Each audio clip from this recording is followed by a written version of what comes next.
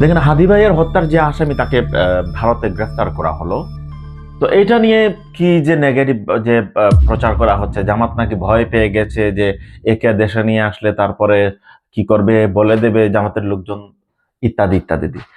এই যে রমজান মাসে আপনারা মিথ্যা প্রচার করছেন, আল্লাহকে একটু ভয় করেন না ভাই? রমজান কোনো সময় তো মিথ্যা প্রচার করতে পারবেন না।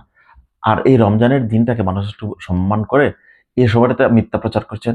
আস্তাগফিরুল্লাহ। এত জঘন্য বাঙালি মানুষ কিভাবে হলো আমি বুঝতে পারছি না। আচ্ছা যাক, সেটা আমার কথা না। আমার কথা হচ্ছে, প্রিয় দেশবাসী, দেখেন একটা বিষয়, যে আমরা যেটা চোখে দেখি না, আমাদের সাথে যেটা সাক্ষী নাই, সেটা আমরা নিশ্চিত বলতে পারি না। কিন্তু একটা জিনিস খেয়াল করে দেখেন, হাদি ভাইকে যে গুলি করেছে আমরা তাকে দেখি না, একটা ভিডিও এসেছে বা সেখানে ক্লিয়ার ফেস দেখা যাচ্ছে না। কিন্তু আমার প্রশ্ন হলো, হাদি ভাইকে হত্যা করার পর এই লোকটি কেন, বা এই দুইজন কেন বাংলাদেশ থেকে ভারতে পালিয়ে গেল? কোন অপরাধে কেন পালিয়ে গেল? সব ফুটেজ সবকিছু তো এসেছে, তাই না? টোটাল আলামত দিয়ে যেটা বোঝা যায় এরাই হচ্ছে হাদি ভাইয়ের হত্যাকারী। ছোট্ট একটা গল্প বলি। একবার একটা কাঁঠাল বাগান থেকে কাঁঠাল চুরি হয়েছিল, মানে বেশ কিছু কাঁঠাল চুরি হয়ে গিয়েছিল।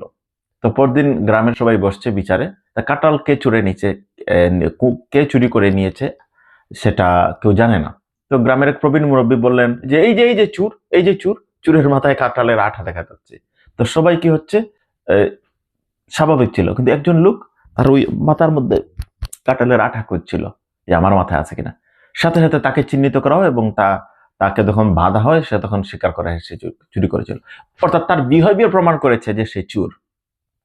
আজকে এই যে ফয়সাল এবং আরো একজন, তারা হাদি ভাইকে হত্যা করার সাথে সাথে তারা বাংলাদেশ থেকে ভারতে পালিয়ে গিয়েছে। তার মানে আর কেউ পালায় না কেন? আর অসংখ্য মানুষ বাংলাদেশে ছিল, এই সময়টা অন্য কেউ পালায় নাই কেন? সুতরাং এইটা মোটামুটি নিশ্চিত বলা যায় যে এরাই হচ্ছে হত্যাকারী। সে, তাকে আনা হোক, আনার পরে তার সর্বোচ্চ শাস্তি নিশ্চিত করা হোক। এটা হচ্ছে যে দেশের জনগণের দাবি। এখানে যদি কোনো কিছু লুকানো হয় তাহলে সেটা অন্য বিষয়। এখন আসেন, সে যদি আয়সা বলে অমুক অমুক তমুক, দেখেন আমরা গত সময়ে দেখেছি শেখ হাসিনার সময়টাতে যে নরসিংদীতে সম্ভবত একটা ঘটনা ঘটেছিল না, যে 5 জনকে পুলিশ গ্রেফতার করে নিয়ে গিয়েছিল একটা মেয়েকে হত্যা করার অভিযোগে, এবং তারা পুলিশের পিটুনি খেয়ে তারা স্বীকার করেছিল যে ওই মেয়েকে তারা হত্যা করেছে এবং তাদের ফাঁসির রায় হয়ে গিয়েছিল।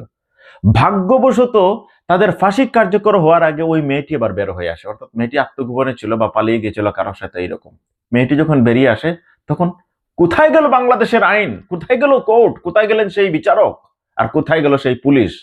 পুলিশের মার খেয়ে তাদেরকে বাধ্য করা হয়েছিল, যে তারা বলতে বাধ্য হয়েছিল তারা ওই মেয়েকে